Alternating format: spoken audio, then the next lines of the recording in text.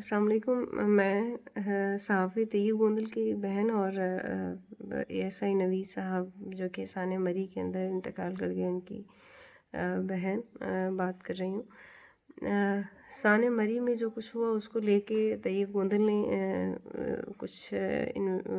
جتنی بھی اس کے پاس ڈیٹیلز وغیرہ تھی وہ انہوں نے جاری کی۔ تو کچھ دنوں سے انہیں دھمکیاں دی جا رہی تھیں کہ آپ مری کے اس کام کے اندر انوالو نہ ہوں، جتنا پیچھے رہیں تو زیادہ بہتر ہے آپ کے لیے۔ تو انہیں اور ان کو اور ان کی ہم ساری فیملی کے لیے اسے دھمکیاں دی جا رہی تھیں کہ ایسا مت کریں۔ تو جب یہ ساری سچویشن تھی تو اس نے منع کیا، اس نے اس چیز کو لے کے ڈی جی ISI صاحب سے اپیل کی، ایک انٹرویو جاری کیا کہ مجھے جان سے مارنے کی دھمکیاں دی جا رہی ہیں، تو اس چیز کو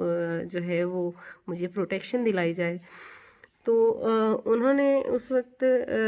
میں نہیں سمجھتی کہ کچھ غلط کیا ہے، کیونکہ انہوں نے اس مری کے اندر میرے بھائی سمیت جتنے بھی معصوم لوگوں کی جانیں وہاں ضائع ہوئی،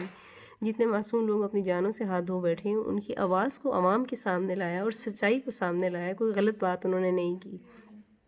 اب اس چیز کو دبانے کے لیے وہ لوگ میرے بھائی کے اوپر ایک جھوٹا پرچہ جو ہے وہ آج دائر کرایا انہوں نے، جس کے اوپر اسے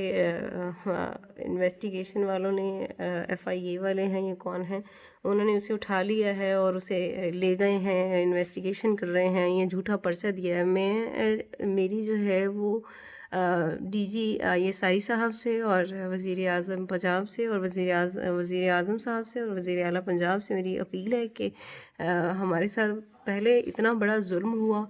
انتظامیہ کی طرف سے غفلت کی بنا پہ ہمارے گھر کے 8 لوگ جو ہیں ہمارے سے جدا ہو چکے ہیں، ہم آگے بڑی کرب میں بڑی تکلیف میں مبتلا ہیں، ہمیں مزید جو ہے امتحان میں مت ڈالیں۔ اگر اس ملک کے اندر انصاف ہو سکتا ہے، انصاف کا کوئی پلہ ہے، انصاف کا کوئی ترازو ہے، تو ہمارے ساتھ انصاف کیا جائے۔ ہمارے بھائی کو جو ہے اس طرح جھوٹے پرچوں کے اندر دھکیلا جا رہا ہے تو اس کی حفاظت کی جائے، کیونکہ وہ پہلے بھی بتا چکا ہے کہ مجھے دھمکیاں دی جا رہی ہیں اور مجھے اور میری فیملی کو سانحہ مری کو لے کے وہ ہمیں جو ہے وہ ٹارگٹ کر رہے ہیں۔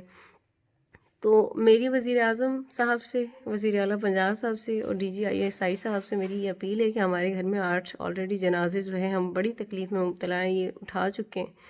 ہم اس کرب سے ابھی نہیں نکلے کہ ہمیں مزید تکلیف نہ دی جائے اور ہمارے بھائی کے ساتھ انصاف کیا جائے اور اسے کسی بھی غلط انکوائری کے اندر، غلط انویسٹیگیشن کے اندر اسے نہ دھکیلا جائے۔